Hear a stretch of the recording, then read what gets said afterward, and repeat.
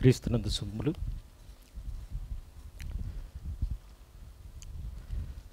చిన్న ప్రార్థనతో మనం ముందుకు వెళ్దాం. తండ్రి నాయన, మీ మాటల్లో నుండి మిమ్మును గురించి తండ్రి నాయన,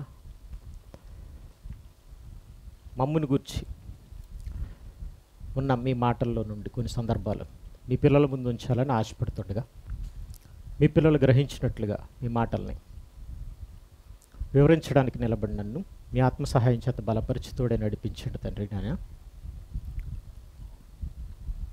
సోదరులను దృష్టి నుండి కాపాడండి. వాతావరణాన్ని, పరిస్థితులను అన్నిటినీ వాక్య ప్రకటనకు అనుకూలపరచండి తండ్రి. యేసుక్రీస్తు ప్రభువారి పేరటి ప్రార్థన సమర్పించి అడిగి వేడుకుంటున్నాం తండ్రి. ఆమేన్.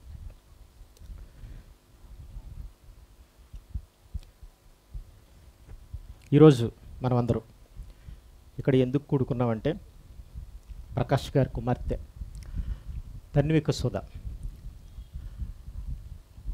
జన్మదినాన్ని పురస్కరించుకుని మనం ఇక్కడ కూడుకున్నాం.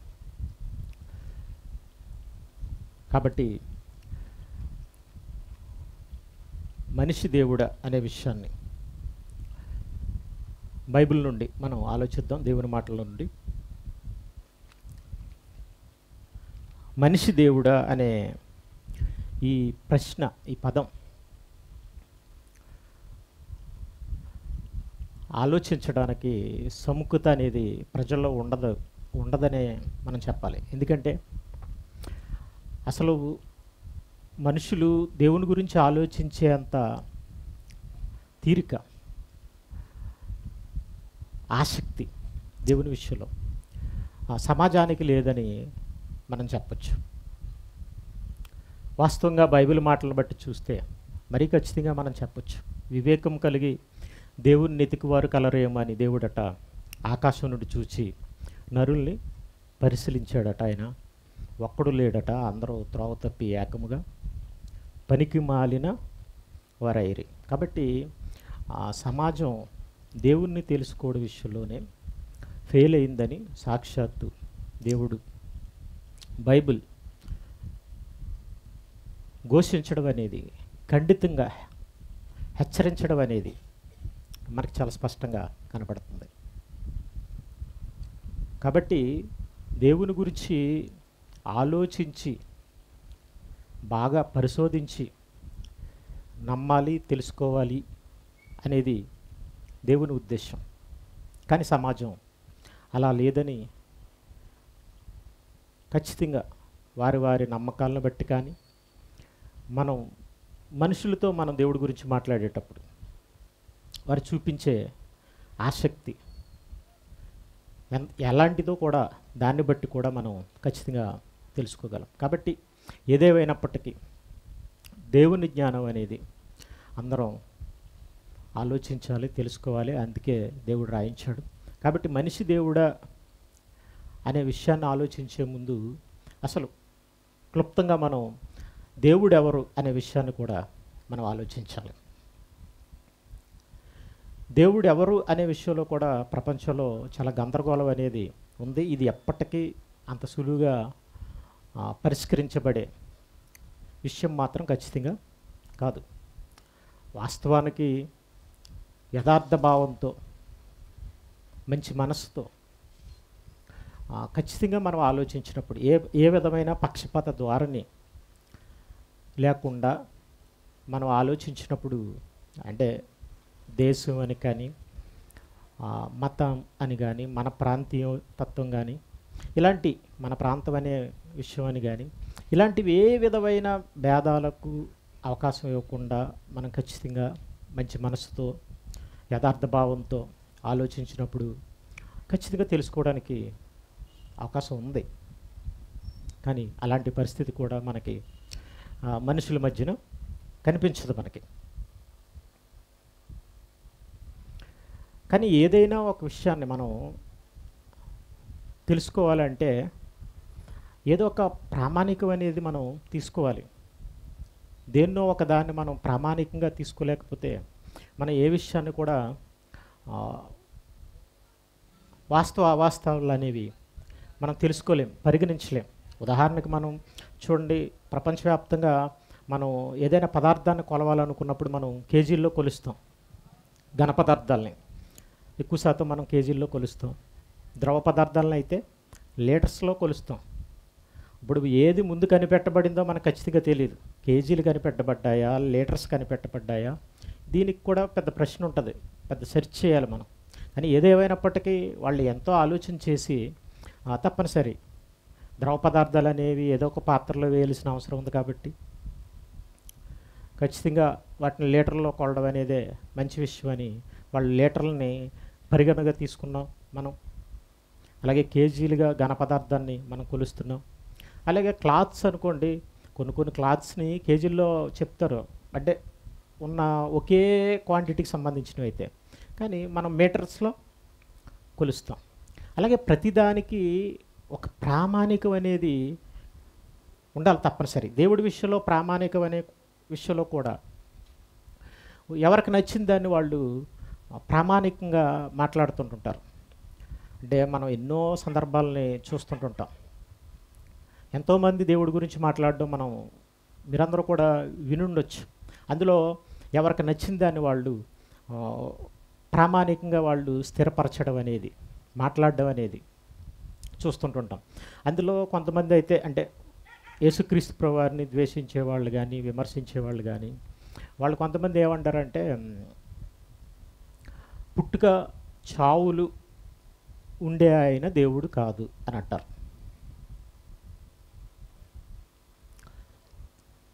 జనన మరణాలనేవి ఉన్నవాడు దేవుడు కాడు. దేవుడు కూడా మనకలాగే పుడితే, దేవుడు కూడా మనిషిలాగే చనిపోతే ఆయన ఎలా దేవుడు అవుతారు అని కొంతమంది అసలు ఆయన దేవుడు అనబడ్డానికే అర్హత లేదు అని అనడానికి ఒక కొలమానంగా నిర్ణయిస్తారు. కొంతమంది అయితే మనందరికీ తెలిసిన విషయమే, దేవుడు అంటే ఈ విశ్వాన్ని కలిగించిన వాడు, ఈ విశ్వాన్ని నడిపించేవాడు, లేదా ఈ విశ్వంలో దేన్నైనా తీసేసేవాడు, డిస్ట్రాయ్ చేసేవాడు. గాడ్ అంటేనే ఒక ఎబ్రివేషను సమాజంలో ఉంది. గాడ్ అంటే జీ అంటే జనరేటర్ అని, ఓ అంటే ఆపరేటర్ అని, డి అంటే డిస్ట్రాయర్ అని ఇలా చెప్తుంటుంటారు. సో కాబట్టి ఇవన్నీ కూడా ఒక విధంగా మనం కొన్ని సమంజసంగానే మనకు కనిపిస్తాయి. కొన్ని విషయాలు మనం ఆలోచించినప్పుడు అవి అసమంజసంగా కనిపిస్తాయి మనకి. అందులో ఒకవేళ పుట్టుక చావులు ఉన్నవాడు దేవుడు అవ్వడు అని అనుకుంటే అసలు ఈ టైటిల్కి ఆస్కారమే లేదు. ఎందుకంటే నేను యేసుక్రీస్తు ప్రభువారు దేవుడని చెప్పడానికి ఈరోజు సబ్ పెట్టలేదు.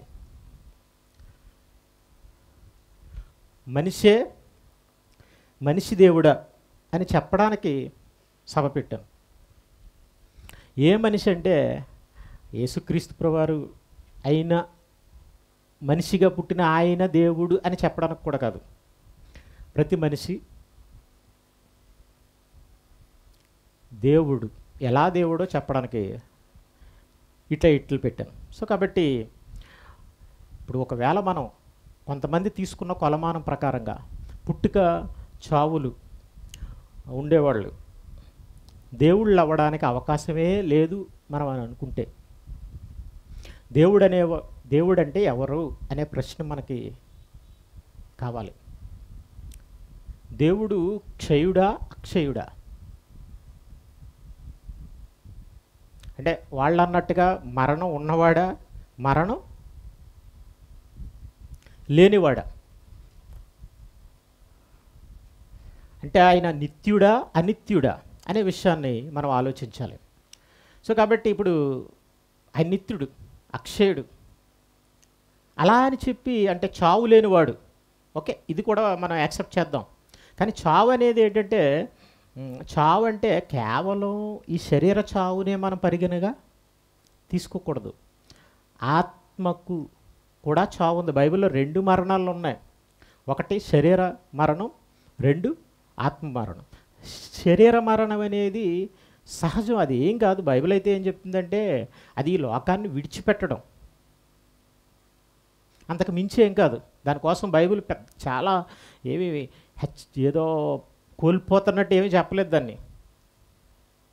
అది ఆత్మీయ మరణం ఆత్మ మరణం కోసం, అంటే నా ఆత్మ నరకానికి వెళ్ళిపోవడం కోసం బైబిల్ చాలా హెచ్చరించింది మనల్ని. అది చాలా ప్రమాదమని. సో కాబట్టి దేవుడు ఆత్మ అని మనం తీసుకుంటే ఆ ఆత్మ అనుకోవాలంటే పుట్టగలదా, పుట్టలేదా, లేదా శరీర మరణం పొందితే ఆత్మ లేనట్ట అని మనం ఆలోచిస్తే ఖచ్చితంగా ముమ్మాటికి ఆత్మ శక్తి గలది. మరణించినా కూడా, శరీరం మరణించినా కూడా ఆత్మ అనేది నిత్యమైనది. శరీర మరణం ఉన్నంత మాత్రాన ఒకవేళ ఆత్మ శరీరాన్ని ధరించుకుని శరీర మరణాన్ని పొందినంత మాత్రాన, శరీరాన్ని విడిచిపెట్టినంత మాత్రాన ఆత్మ ఆత్మగా ఉండదా అనే ప్రశ్న మనకి ఎదురవ్వాలి, ఉత్పన్నం అవ్వాలి. అలా మనం ఆలోచిస్తే ఖచ్చితంగా ముమ్మాటికి దేవుడు ఆత్మే. ఆత్మ అయిన ఆయన ఒకవేళ ఆయన శరీరాన్ని ధరించుకుని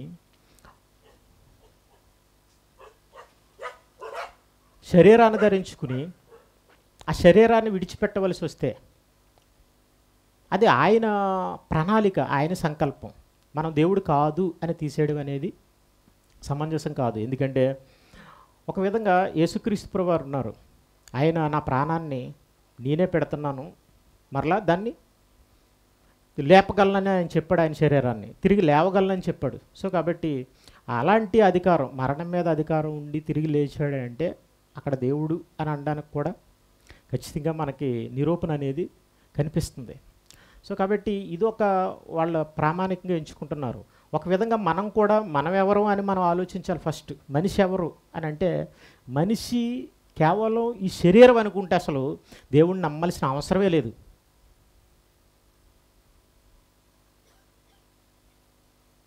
ఈ జీవితకాలం మట్టికే క్రీస్తునందు మనం నిరీక్షించిన ఎడల మనుషులందరికంటే దౌర్భాగ్యులు అన్నాడు. అంటే కాబట్టి శరీర కాలానికి సంబంధించి దేవుణ్ణి నమ్ముతున్నామంటే ఇది పనికిరాని విషయం. ఎందుకంటే ప్రతి మనిషి కూడా ఏ క్షణాన్న ఈ భూమిని విడిచిపెట్టవలసి వస్తుందో తెలీదు. అలాంటి జీవితంలో దేవుణ్ణి నమ్మినవాడు, నమ్మనివాడు, భక్తిమంతుడు, భక్తిహీనుడు అందరూ ఆల్మోస్ట్ ఒకలాగే బ్రతుకుతున్నారు. కాబట్టి దేవుని నమ్మిన వాడికి ఉన్న ఇందులో ఉన్న గొప్పతనం ఏంటి అసలు? కాబట్టి ఈ జీవితకాలం మట్టికి మనం దేవుణ్ణి నమ్మడం కూడా వ్యర్థం, అర్థం లేనిది. ఎందుకంటే మనం కూడా ఆత్మలమే.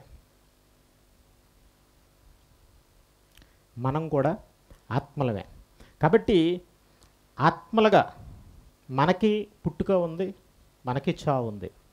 దేవుడని బైబిల్ ఒకవేళ మనం ఆలోచిస్తే యేసుక్రీస్తు ప్రభువారి గురించి ఆయనకి కూడా పుట్టుక, చావు ఉన్నట్టు కూడా బైబిల్ చెప్తుంది.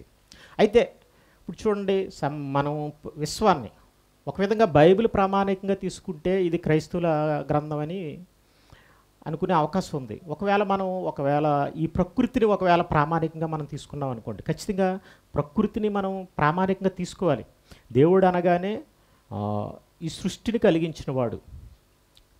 కలిగించిన ఆయన, ఇది నిర్వివాదం, దీన్ని అందరూ అంగీకరించాలి, తప్పదు. ప్రపంచంలో ఉన్న మనుషులందరినీ కలిగించిన ఆయన, అందరినీ కలిగించిన ఆయన దేవుడే. దీన్ని కూడా మనం కాదనకూడదు. అలాగే ప్రకృతిలో మనకి ఎన్నో రకాల జీవరాశులు ఉన్నాయి, 90 లక్షల జీవరాశులు ఉన్నాయి. అందులో ఆల్మోస్ట్ ప్రతిదానికి కూడా సంతానం ఉంది. కాకులు ఉన్నాయి, కోకొల్లలుగా ఉంటాయి. కోకిల్ని మీరు తీసుకోండి, అవి కోకొల్లలుగా ఉంటాయి.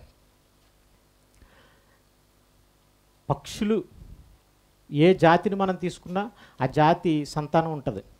జంతువులు ఏ జాతిని మనం తీసుకున్నా ఆ జాతికి సంతానం ఉంది. అలాగే మనుషులైన మనకి కూడా సంతానం ఉంది. మరి దేవుడు ఎందుకు ఇవన్నీ పెట్టాడని అంటే, ప్రకృతిలో ఉన్న జీవరాశులన్నిటికీ సంతానం ఎందుకు పెట్టాడని అంటే ఆ జీవరాశులన్నీ చావు పెట్టాడు, కానీ వాటికి సంతానం పెట్టాడు. చచ్చిపోతే ఆ జీవే పోతుంది తప్ప మొత్తం ఆ జీవులన్నీ ఒకసారి వెళ్ళిపోవట్లేదు. ఎందుకంటే ఆ జీవులు అనేవి తప్పనిసరి ఉండాలి అని.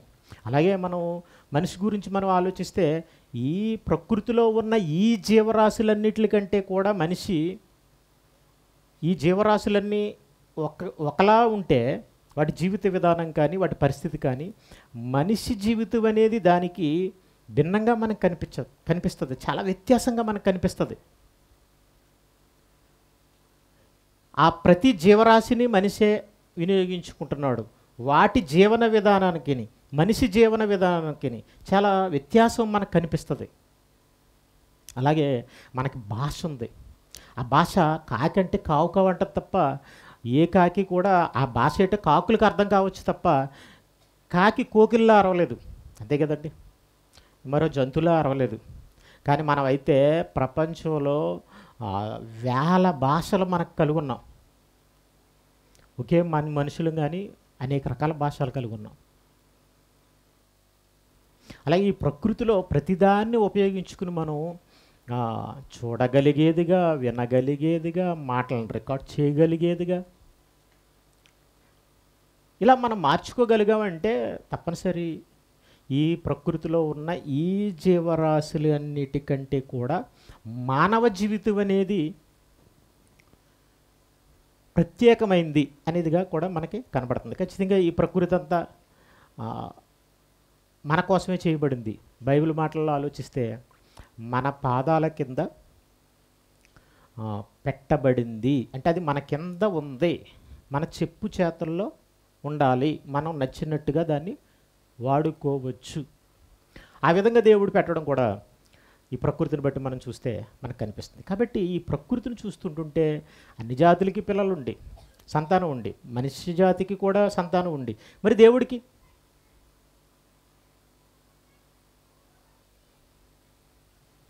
చెప్పాలి, దేవుడికి కూడా సంతానం ఉండాలా వద్దా? ప్రతి జాతికి సంతానం అంటే చాలా ఇష్టం అండి. కాకి పిల్ల కాకికి ముద్దు అంటారు. ఏ జాతి కూడా అవసరమైతే తల్లి తన పిల్లల్ని ఎలా సంరక్షించుకుంటుందంటే, ఇప్పుడు సోషల్ మీడియా వచ్చింది కాబట్టి మనకు అనేక వీడియోలు మనం చూస్తున్నాం. ఒక సందర్భంలో ఒక వీడియో చూశాను. ఒక చిన్న జంతువు అండి, కుందేలు జంతువు సింహాన్ని ఎదిరిస్తుంది తన పిల్లని పట్టుకునేటప్పటికి. తెలుసా? మీరు కోడి పిల్లలు నెట్టింది అనుకోండి, ఆ పిల్లలు నెట్టిన కోడి దగ్గరికి మీరు వెళ్ళండి, ఉత్తప్పుడు మనం ఏదనంటే చాలా భయపడిపోద్ది. అలాంటిది మన మీదకి వస్తుంది. ఆ కోడి పిల్లల దగ్గరికి పిల్లి వచ్చినా కూడా తల్లి ఏం చేస్తుంది అనుకుంటున్నారు? కుక్క వచ్చినా ఏం వచ్చినా కూడా చాలా పొగరగా ఉంటుంది. అదే కుక్క పిల్లలు ఎట్టింది అనుకోండి, ఆ కుక్క పిల్లల దగ్గరికి మన మనిషి వెళ్ళండి పని. అంటే ప్రతి జీవికి దాని సంతానం మీద ఏముంటుందంటే ప్రేమ ఉంటుంది. అంత ప్రేమ అంతది పెట్టి సంతానం అంటే మనకే ఇంత ప్రేమ ఉంటే సంతానాన్ని ప్రేమించేలాగా పెడితే, వాళ్ళు చిన్నపిల్లల్లా మనకు పుట్టిస్తే,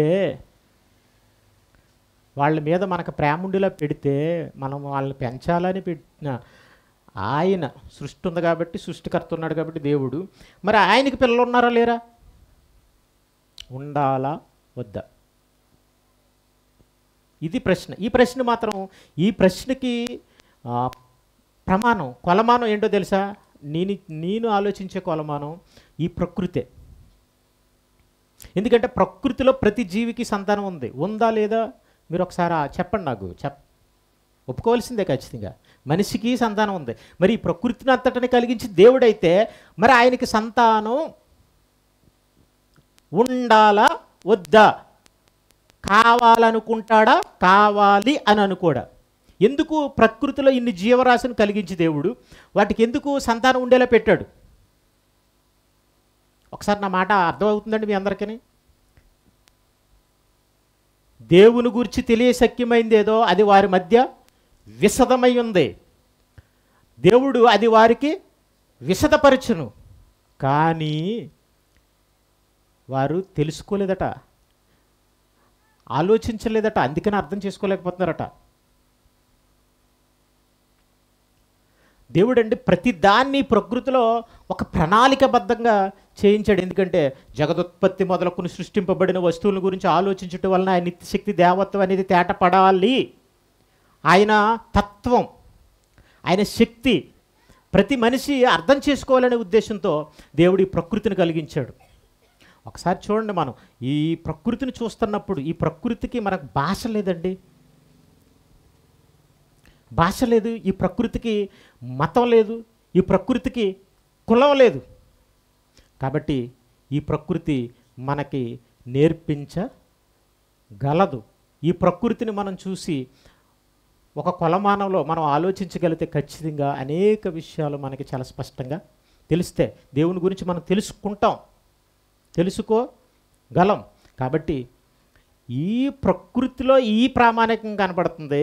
బైబిల్ అయితే ఏం చెప్పిందంటే ఎఫెసీయులకు రాసిన పత్రిక 1వ అధ్యాయం 6వ వచనం,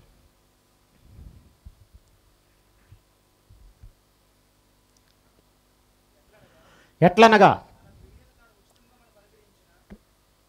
ఇంకా అలా చెప్తూ కిందకి వెళ్ళిపోతుంటే యేసు క్రీస్తు ద్వారా తనకు కుమారులుగా స్వీకరించుటకే అని రాయబడి ఉంటుంది. చూసారంటే అంటే ఆయనకు కుమారులు కావాలి, లేరు అన్నమాట. కావాలి అని అనుకున్నాడు ఆయన. జగత్ పునాది వేయబడక మునిపే ప్రేమ చేత ఆయన క్రీస్తులు మనల్ని, అందుకనే జగత్తు పునాది వేసినప్పుడు అన్ని జంతువులు కలిగించినప్పుడు కనీసం జంతువులకైనా చావు లేకుండా పెట్టకుండా. సో ఎలా ఉండాలండి, ఎందుకంటే మనం అందరం తినాలి కాబట్టి ఉంటుంది, చావు ఉంటుంది. కానీ వాటికి చావు పెట్టి, వాటికి పిల్లలు పెట్టి, మనుషుల్ని పెట్టి, మనుషులకు కూడా పిల్లలు ఉండేలా చేసి ఇవన్నీ ఎందుకు చేశాడంటే ఖచ్చితంగా ఆయనకు పిల్లలు కావాలని.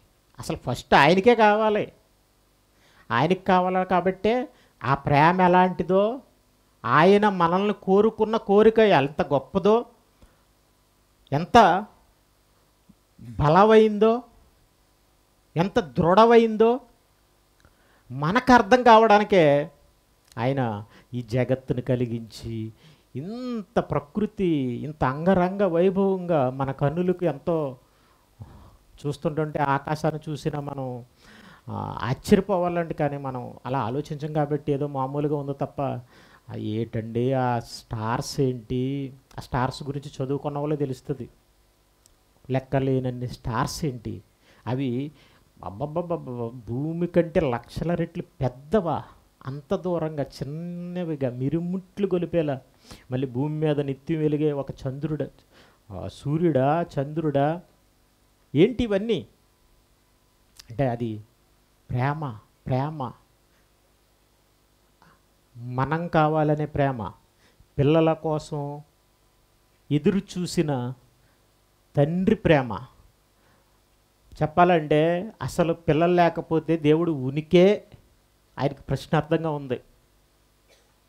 ఆ సందర్భం ప్రసంగి గ్రంథంలో దేవుడు ఒక సందర్భంలో మాట్లాడాడు. ఏమనంటే, ఒంటరిగా ఉన్నావు, ఒకడు కలడు, అతనికి సహోదరు లేడు, జతగాడు లేడు, ఎవడు లేడు, ఎందు నిమిత్తం కష్టపడుతున్నానని వాడు అనుకున్నాడు. కానీ వాడు ఎడతకి కష్టపడుతుంటుంటాడు, అతని కన్ను ఐశ్వర్యం చేత తృప్తి పొందదని చెప్పాడు. అంటే అన్నీ ఉన్నాయి, ఐశ్వర్యం ఉంది, అంతా ఉంది, కష్టపడగలడు, శక్తి ఉంది, అన్నీ ఉన్నాయి, కానీ అసలు ఎవరు లేరు వాడికట. ఇది కూడా వ్యర్థం, బహు చింత కలిగించిన అన్నాడు. అంటే ప్రపంచంలో అలాంటి వాళ్ళు ఉన్నారంటే ఎంతో కొంత ఉన్నారు. కానీ ప్రసంగి గ్రంథం రాసేటప్పటికి చాలామంది మనుషులు ఉన్నారండి, వాళ్ళకి స్నేహితులు కానీ ఎవరో ఒకరు ఉన్నారు.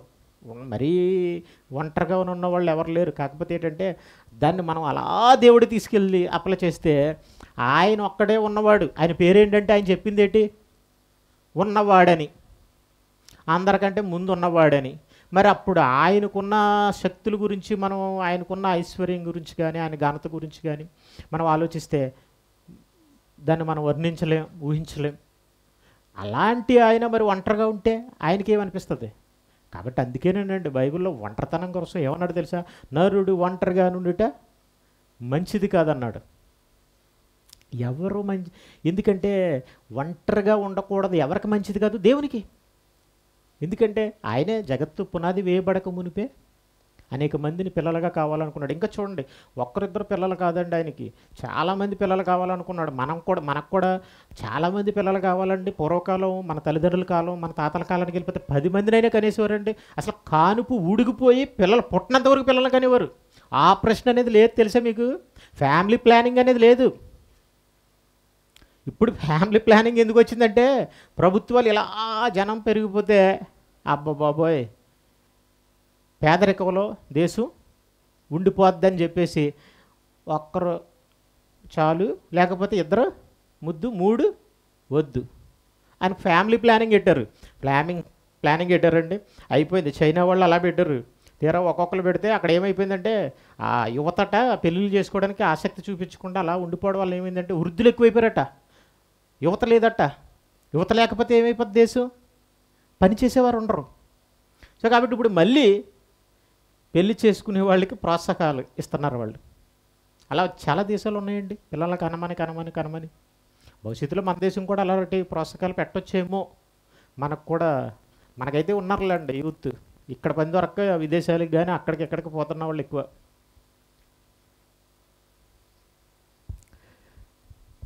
కాబట్టి ఈ ఫ్యామిలీ ప్లానింగ్ అనేది లేకుండా ఎంతమందినైనా కనేద్దామని అనుకునేవారు. మనకేంటంటే చిన్న కుటుంబం, చింతలేని కుటుంబం అన్నారు కాబట్టి ఎందుకు వచ్చిందిరా బాబు 10 మందిని అలా కనేసి వాళ్ళు అలా పెంచడం కంటే ఇంత ఇబ్బందులు పడిపోవడం ఎందుకు, ఇదే చెప్పారు కదా బాగానే ఉంది కదా అని అందరూ ఏం చేసాం, అడ్జస్ట్ అయిపోయి ఆపరేషన్ చేసేస్తున్నారు. అందరూ కూడా కట్ అయిపోతుంది, పిల్లల్ని ఆపేసుకుంటున్నారు. అదే తప్ప పోషించే శక్తి ఉంటే ఒకరో ఇద్దరితో ఆపుకుంటామండి. ఎంతమందినైనా కనాలనుకుంటారా? ఎంతమందినైనా కనాలనుకుంటారు. ఎందుకంటే మీరు తాతల కాలానికి, తండ్రుల కాలానికి వెళ్ళిపోయారంటే వాళ్ళ ఆలోచన మనకు తెలిసి ఎంతమంది పిల్లలు పుడితే వాళ్ళకి అంత ఆనందం, అంత బలం అనుకునేవారు వాళ్ళు. సో కాబట్టి ఏదేమైనప్పటికీ హెబ్రీయులకు రాసిన పత్రిక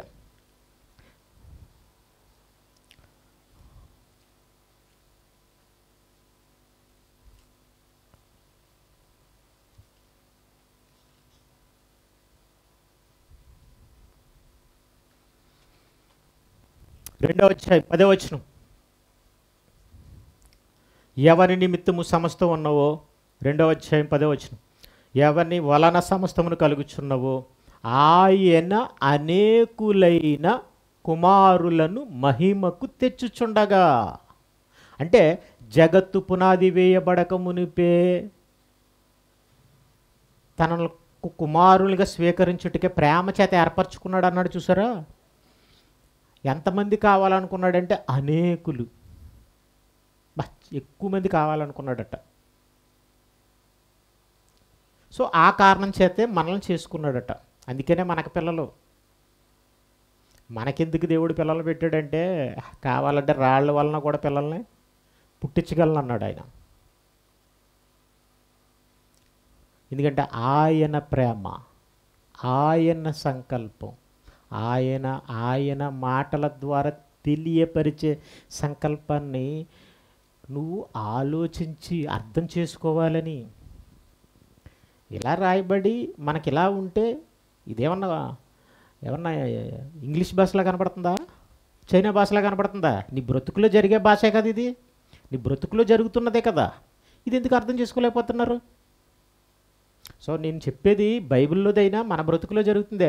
నీ బ్రతుకంతా సృష్టికర్త ఇచ్చింది అనుకుంటే, నీ బ్రతుకులు ఇలా ఉన్నప్పుడు అలాగే ఆయన కూడా కావాలనుకుంటున్నాడు, నీకు ఇచ్చినట్టుగానే ఆయన కావాలనుకుంటున్నాడు. అంటే ఇందులో విచిత్రం ఏముంది?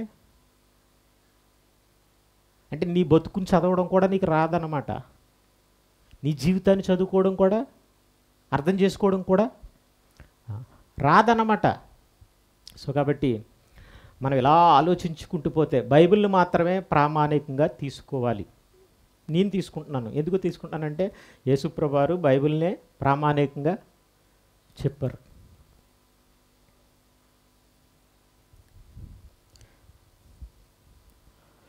మార్క్స్ వార్త ఆయన చాలా స్పష్టంగా సమాజంలోనండి మాట్లాడేటప్పుడు ఆయన మాటలకు కొంతమంది అపార్థం చేసుకున్నారు. ఎప్పుడు కూడా అపార్థం చేసుకునే వాళ్ళు ఎప్పుడు ఉంటారండి. వక్రంగా తిప్పేవాళ్ళు కూడా ఉంటారని బైబిల్ చెప్తుంది. వక్రీకరించేవారు ఉంటారని. తప్పుగా కలిపి చెరుపుతారని కూడా బైబిల్ చెప్తుంది. సో కాబట్టి ఏదేమైనప్పటికీ మనం వివేకంతో ఆలోచిస్తే తప్పనిసరి మనకి వాస్తవం అనేది తేటపడుతుంది. మార్కు సువార్త 10వ అధ్యాయం 18వ వచనం.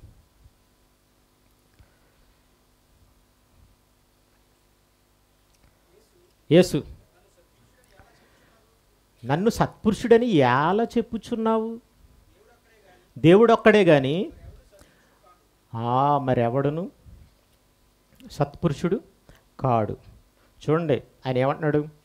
ఇప్పుడు ఇంతకే యేసుప్రభు వారు దేవుణ్ణి అంటున్నాడా కాదంటున్నాడా అని కొంతమంది ఏమంటారంటే, ఆయన దేవుడు కాదని చెప్పుకుంటున్నాడు, ఆయన దేవుణ్ణి కాదని చెప్పుకుంటున్నాడు, దేవుడు ఒక్కడే అంటున్నాడు, ఇంతకీ ఆయనే సత్పురుషుడు అంటున్నాడు, నేను సత్పురుషుని కాదంటున్నాడు అని కొంతమంది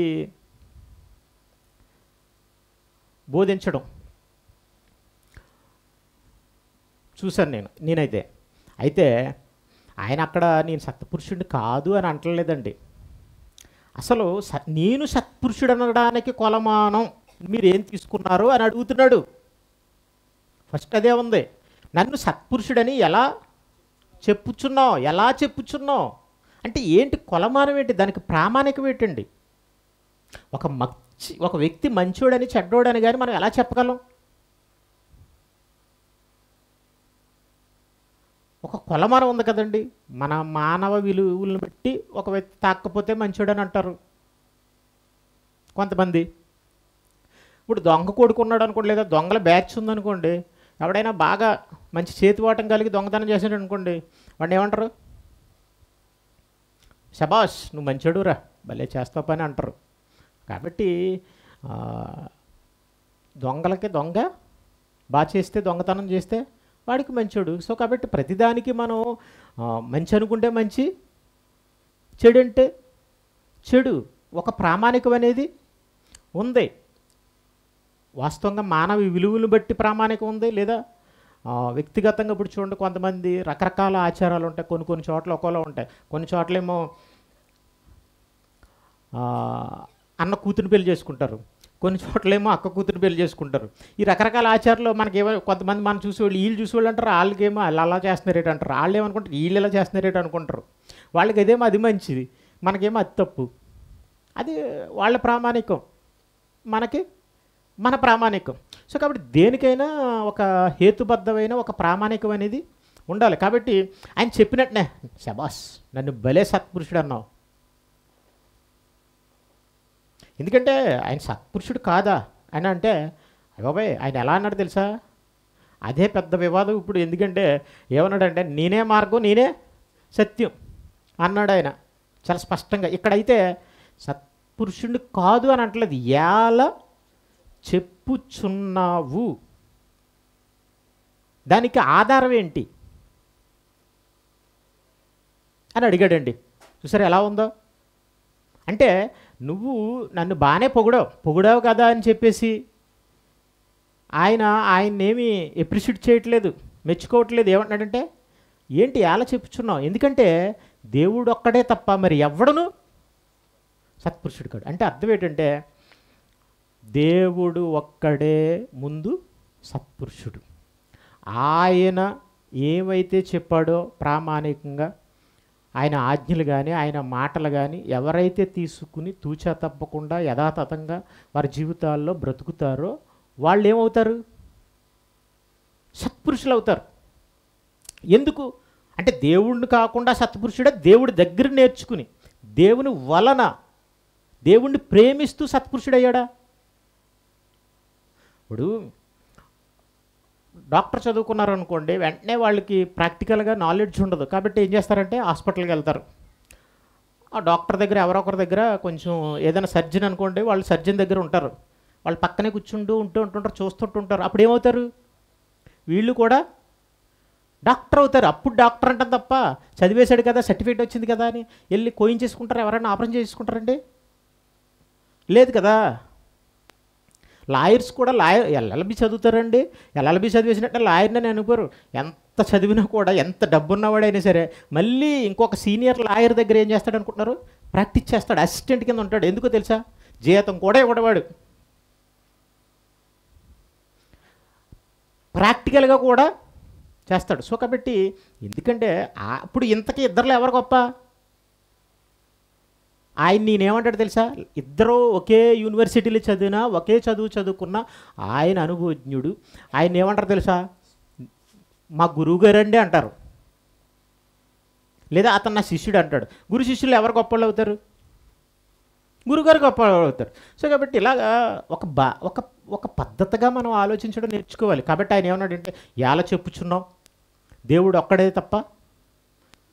సో కాబట్టి నువ్వు చెప్తే, నేను ఒక్కడిని ప్రత్యేకంగా సత్పురుషుడని చెప్తే మాత్రం ఆయన ఒప్పుకోడండి. నాకు నేనుగా సత్పురుషుడిని అని ఆయన ఎప్పుడు చెప్పుకోలేదండి. నేను చాలా ఖచ్చితంగా చెప్తాను, క్రైస్తవులు కొంతమందికి నచ్చదు కూడా అలా చెప్తే. నేనొక్కడే సత్పురుషుడిని కాదు, నాకు నేనుగా సత్పురుషుడిని కాదు, దేవుడే సత్పురుషుడు, ఆయనను బట్టి నేను సత్పురుషుణ్ణి. ఇది నమ్ముతున్నావా? ఎందుకంటే ఆ రోజు ఆ సమాజం, ఆనాటి సమాజం, యోధ సమాజం ఆయన దేవుని దగ్గర నుంచి వచ్చినవాడుగా నమ్మలేదు, అంగీకరించలేదు. అందుకనే అడిగాడు, ఎలా చెప్పుచున్నావని. ఇప్పుడు నేను దేవుడిని బట్టే చెప్తున్నానంటే ఏ ప్రామాణికంగా చెప్తున్నావు అని అంతా అడుగుతాడండి. కాబట్టి యేసుప్రభువారండి బైబిల్నే ప్రామాణికంగా తీసుకున్నారు. అంటే అప్పుడున్న పాత నిబంధనని ఆనాటి వాళ్ళకి ప్రామాణికంగా చెప్పారు ఆయన. సో అలాగే ఒక శోధిస్తూ ఒక ధర్మశాస్త్రోపదేశకుడు ఏమన్నాడు తెలుసా? ధర్మశాస్త్రంలో ముఖ్యమైన ఆజ్ఞ ఏదని అడిగాడు ఆయన. అడిగితే ఒకవేళ ఈయన ఆజ్ఞలు ఇచ్చేసేలా ఉంటే, ఈయనే సత్పురుషుడైతే ఆయన ఏమందుడంటే, ఆయన ఏమనుకుంటున్నాడు అదే సొంత మాటలు ఏదో ఒకటి చెప్పేద్దుడు. కానీ ఆయన ఏమన్నాడు తెలుసా? అందుకైన నీ పూర్ణ హృదయంతో, నీ పూర్ణ ఆత్మతో, నీ పూర్ణ మనసుతోనూ నీ దేవుడైన ప్రభువును ప్రేమింపవలననిది అని చెప్పాడు. అంటే దేన్ని ప్రామాణికంగా తీసుకున్నాడు? అప్పటికే ఉన్న పాత నిబంధన గ్రంథాన్ని ప్రామాణికంగా తీసుకుని చెప్పాడు. సో కాబట్టి యేసుక్రీస్తు ప్రభువారు బట్టి మనం బైబిల్ని ప్రామాణికంగా తీసుకోవచ్చు. యేసుప్రభువారికే బైబిల్ ప్రామాణికం, మరి మనకే. కాబట్టి నాకైతేనండి యేసుప్రభువారిని బట్టే నేను బైబిల్ని నమ్మగలిగాను. యేసుప్రభువారు మనకి ముందు ఏంటంటే ప్రేమే మనకు అర్థమవుతుంది. తల్లిని మనకు ఎవరు చెప్పవసరం లేదండి, తండ్రిని కూడా మనకు ఎవరు చెప్పవసరం లేదండి చిన్న బిడ్డకి. ఎందుకంటే తల్లి ఎప్పుడైతే పుట్టిన తర్వాత తీసుకునే స్పర్శ, చేతులతో పట్టుకునే విధానం, తనిచ్చే పాలు ఇవ్వడం, ఇవన్నీ చూస్తే ఆ బిడ్డకి అమ్మని ఏమి ఎవరో చెప్పడం ఏమి అర్థం అవసరం లేదు. అమ్మే, నువ్వైతే తెలుగులో అమ్మ అంటే ఇంగ్లీష్లో అయితే వాళ్ళు మదర్ అంటారు. పిలవడం రాకపోయినా ఆవిడే తల్లిగా భావిస్తాడు. అది ప్రేమ. సో కాబట్టి నాకు ముందు అర్థమైంది యేసుక్రీస్తులో ప్రేమ. అక్కడికి వెళ్ళిన తర్వాత ఇగో ఏం చెప్తే అది వింటాం, అంతే కదండి. ఆ అమ్మ తాత అనమంటే తాత అనమాట, పేత అంటే పేత అనమంటాడు, అంతే కదండి అంటారు. ఏమనమంటే అది నేర్చుకుంటా. అలా అక్కడ అర్థం చేసుకుని ఇక్కడికి వచ్చాను. లేకపోతే నేనైతే ఇక్కడికి రాలేదండి. అసలు దీన్ని ఎవరు నమ్మలేరు. కాబట్టి బైబిల్నే మనం ప్రామాణికంగా తీసుకోవాలి. కానీ ఒక్కడే దేవుడని ఎందుకన్నాడు? ఒక్కడే దేవుడు, ఒక్కడే దేవుడు, ఒక్కడే దేవుడు, ఒక్కడే దేవుడు, ఒక్కడే దేవుడు అంటే ఇది బాగానే ఉంది కానండి, బైబిల్ ఇంకా అక్కడితో ఆగిపోయారండి చాలామంది. కానీ ఆయన ఏమన్నాడంటే చూడండి ఒకసారి, కొరింథీయులకు రాసిన టైం చాలా అయింది. నేను యాక్చువల్గా ఈ టైంకే నేను ముగిద్దాం అనుకున్నాను. కొంచెం అస్సలు విషయాన్నే చెప్పలేదు నేను, అనుకోకుండా ఇంట్రొడక్షన్ ఎక్కువైపోయింది. కొంచెం స్పీడ్గా మనం టక్ కొంచెం అవసరం కాబట్టి 1 కొరింథీ 8:6 ఆకాశమందైనను భూమి మీదనైనను మనకు ఒక్కడే దేవుడున్నాడు, ఆయన తండ్రి. ఇప్పుడు దేవుడు ఒక్కడే అనే ప్లేస్లోకి బైబిల్ ఏం చెప్తుందో తెలుసా? తండ్రి అని ఆయన వెనకాల ఒక పదాన్ని చేర్చడం మనం చూస్తాం.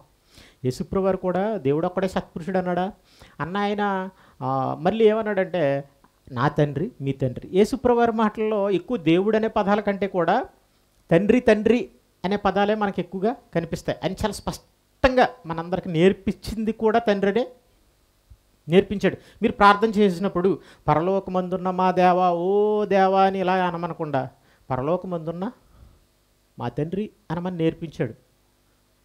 దేవుడు అనే పదం కంటే తండ్రి అనే పదాన్ని ఆయన పరిచయం చేశాడండి దేవుడి గురించి. అంటే అంతకుముందు చాలా అస్పష్టంగా మనకు వాళ్ళు మాట్లాడినట్టుగా మనకు కనిపిస్తుంది. కానీ ఈయన వచ్చిన తర్వాత అదే ఎప్పుడు మన పిలుపుగా ఉండాలని ఆయన చెప్పడం మనకు కనిపిస్తుంది. ఆయన నుండి సమస్తం కలిగిన, ఆయన నిమిత్తం మనం ఉన్నాం, మరియు మనకు ప్రభు ఒక్కడే అన్నాడు. ఎవరు ఆయన యేసుక్రీస్తు. అందరి యందు ఈ జ్ఞానం లేదు. సో కాబట్టి తండ్రి అయిన దేవుడు ఒక్కడే అంటే, తండ్రి ఉన్నాడంటే పిల్లలు ఉంటారా ఉండరా చెప్పాలి. మరి ఆ పిల్లల్ని ఏమనాలి? ఇప్పుడు నేనున్నాను, నా పిల్లలకి నేను తండ్రిని కదండి. నా పిల్లలకు నేను తండ్రిని అంటే అర్థం ఏంటి? నాకు పిల్లలు ఉన్నారు. నేనెవరినంటే ఫస్ట్ మనిషిని, అంతే కదా. మనిషిని అయితే మరి నా పిల్లలు ఏమవుతారు?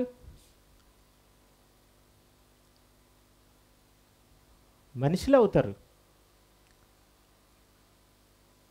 అంటే ఇది మనిషి జాతి.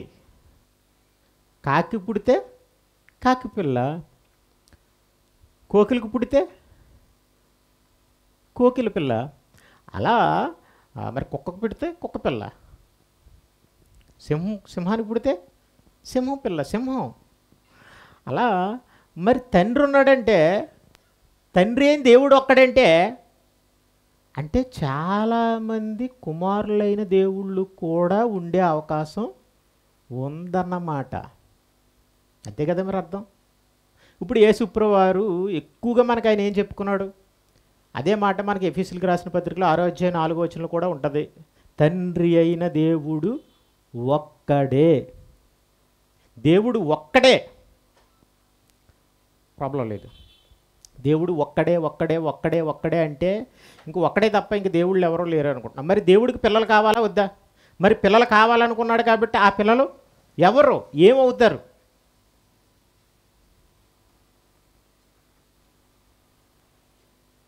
దేవుని పిల్లలు కూడా మనం ఏమనాలి? దేవుళ్ళు అనాలి. ఈ సమాధానం ఎవరికైనా నచ్చుతుందండి? అసలు ప్రపంచంలో ఎవరికీ నచ్చదు.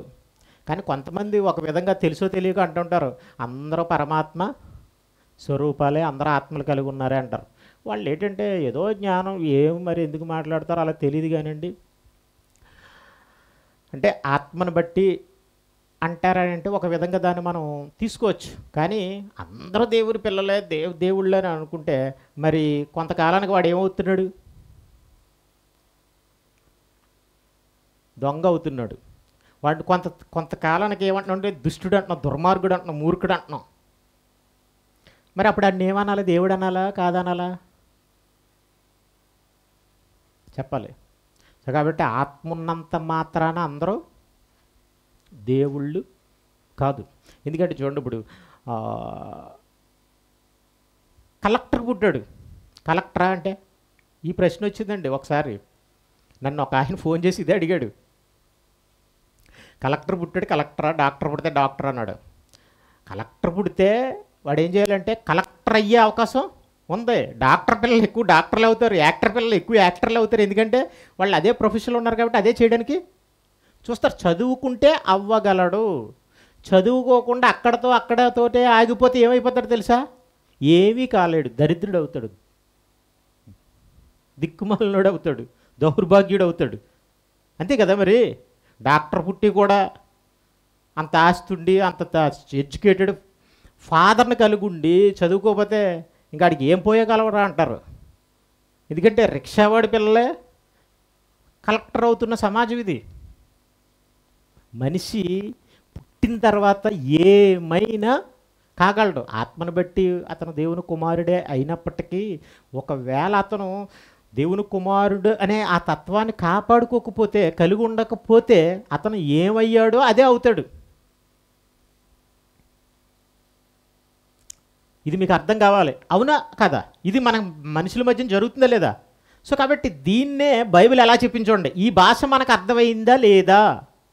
నేను అందుకనే బైబిల్ చెప్పే భాష, ఈ వాక్యాలు అనేవి బైబిల్కి మాత్రమే సంబంధించినవి కాదు, అవి మన జీవితాల్లో జరిగేవి. ఎందుకంటే జరిగేలా పెట్టాడు, ఉంటుంది. అలాంటి జీవన విధానం మనది. ఎందుకంటే ఆయన జ్ఞానం మనకు అర్థం కావాలి. యోహాను సువార్త ఇప్పుడు చూడండి. యేసుప్రభువారు చాలా స్పష్టంగా ఎక్కువ శాతం మనకు చెప్పుకున్న, ఆయన గురించి చెప్పుకున్నది ఏంటంటే నేను దేవుని కుమారుడనే ఆయన చెప్పుకున్నాడు. ఇప్పుడు దేవుని కుమారుడంటే కొంతమంది ఏమీ అనుకోరండి, పర్వాలేదని అనుకుంటారు. మరి కొంతమంది క్రైస్తవుల్లో కొంతమంది ఒక తెగ ఉన్నారు, అస్సలు ససేమేరా దేవుడు కుమారుడు అంటే వీళ్ళు దేవదోషం చేస్తున్నారు అంటారు. ఆ రోజున దేవుని కుమారుడు అన్నందుకేమో వాళ్ళు దేవదోషం చేస్తున్నారు అన్నారు. ఈరోజు యేసుప్రభువారు అండి దేవుని కుమారుడు, దేవుడు అని అన్నాం అనుకోండి, ఇదేంటే దేవుని కుమారుడు దేవుడా, మళ్ళీ ఏమంటారు తెలుసా, ఎంతమంది దేవుళ్ళండి అంటారు. ఆహా, ఎంతమంది దేవుళ్ళు? దేవుళ్ళు అంటే అందరిని పూజించేయాలని అనుకుంటున్నావు ఏంటి? యథార్థంగా ఆరాధించేవారు నా తండ్రిని ఆత్మతోను సత్యముతోను ఆరాధించమన్నాడు కదా. నిజంగా చెప్పుకోవాలంటే నీ ప్రభువైన దేవుణ్ణి ప్రేమించు, ఆరాధించు పూర్ణ ఆత్మతో పూర్ణ శక్తితో అన్నాడు. ఆయన్ని ప్రేమించమని కూడా ఆయన ఏమీ చెప్పలేదు. తెలుసా మీకు? ఒకవేళ కొంతమంది చేశారు, ఆయన్ని కూడా ఆరాధించారు, అప్పుడు మాత్రం ఏం తృణీకరించలేదు, ఆజ్ఞ మాత్రం తండ్రికే చేయమన్నాడు. ఎందుకంటే ఒక రెస్పెక్ట్ అనేది, కలెక్టర్ తండ్రి అనుకోండి, అతనికి రెస్పెక్ట్ ఇచ్చాం. కుమారుడు కూడా కలెక్టర్ అయినప్పుడు ఏం చేయాలి? రెస్పెక్ట్ ఇస్తే ఇవ్వచ్చు. కానీ తండ్రిగా కుమారుడైన కలెక్టర్ కూడా ఏం చేస్తాడు? తండ్రికి కలెక్టర్ అయినా కాకపోయినా రెస్పెక్ట్ ఇస్తాడు. అది తండ్రి పోస్టుకున్న విలువ. దీన్ని అర్థం చేసుకోలేక కొంతమంది ఏంటంటే అలా కదా ఇలా కదా, ఆయన ఈయన ఆయన అని మొత్తం బైబిల్ని పొలగలిపి ఏం చేశారంటే నచ్చినట్టుగా మాట్లాడుతున్నారు. కాబట్టి ఏదేమైనప్పటికీ బైబిల్లో ఉన్న వాటిని మనం సమన్వయం, మన పక్షపాత ధోరణితో లేదా మూఢభక్తితో మనం మనకు నచ్చినట్టుగా మార్చేయకూడదు. యేసుప్రభు వారికి ఏదో విలువ తగ్గిస్తున్నాం అని అనుకోకూడదు. చాలామంది అలా అనుకుంటున్నారు. నిజంగా నేను చెప్తాను, నేనైతే యేసుప్రభు వారు లేకపోతే ఈ బైబిల్ నేను పట్టుకోను, చదవను, పట్టించుకోను, ప్రకటించను. నేను నమ్మను, అసలు దగ్గరికే రాను. అసలు యేసుప్రభు వారిని బట్టి ఇక్కడికి వచ్చి ఇంత నేర్చుకోగలిగాను, ఇంత ఆలోచించగలిగాను. లేకపోతే ఏం పని అండి, ఇంత ఇలాగ చదివి ఇలా మాట్లాడుకోవాలి. మన గురించి చాలామంది ఏమనుకుంటారంటే వీళ్ళు పని లేని వాళ్ళు ఇక్కడ కూర్చుని ఏదో వింటున్నారు పోతున్నారు అనుకుంటారు. అసలు మనకు పని పాట లేదనుకుంటారు చాలామంది. కానీ మనకున్న ఈ ఆసక్తి యేసుప్రభు వారిని బట్టి నాకైతే అయితే మీకైనా అలాగే అనుకుంటున్నాను నేను కూడా. సరే చూద్దామండి. యోహాను సువార్త. యేసుప్రభు గురించి అంటే చాలా జాగ్రత్తగా ఆలోచిస్తే, అర్థం చేసుకోగలిగితే ప్రతి ఒక్కరు కూడా బైబిల్ చదవడానికి ఇష్టపడతారండి. అసలు మామూలు చదివే, అమ్మా నాన్నలు బలవంతంగా చదివించే చదువుకోవడానికే మనకి ఇష్టం ఉండదు. మరి ఇంకా మళ్ళీ బైబిల్ కూడా చదవాలా? దేవుడి గురించి చదవాలంటే ఇదేమన్నా సాధ్యపడే విషయమా? కానీ యేసుప్రభు వారు బట్టి అయితే మాత్రం సాధ్యపడుతుంది. సరే చూద్దామండి. యోహాను సువార్త 10వ అధ్యాయం. మా అమ్మ నాన్నలు అయితే తల పట్టేసుకునేవారు, తలుపేసుకుని చదువుతుంటుంటే, ఏంటి తలుపు తీరా బాబు, తలుపు తీరా, నిన్ను భోజనం చేయడానికి కూడా లేపాల్సి వస్తుంది, తలుపు తీ అనేవారు మా వాళ్ళు. అదే చదువుకుంటుంటే నువ్వు ఈ మంచి ఉద్యోగం వచ్చినరా నీకు అని అనేవారు.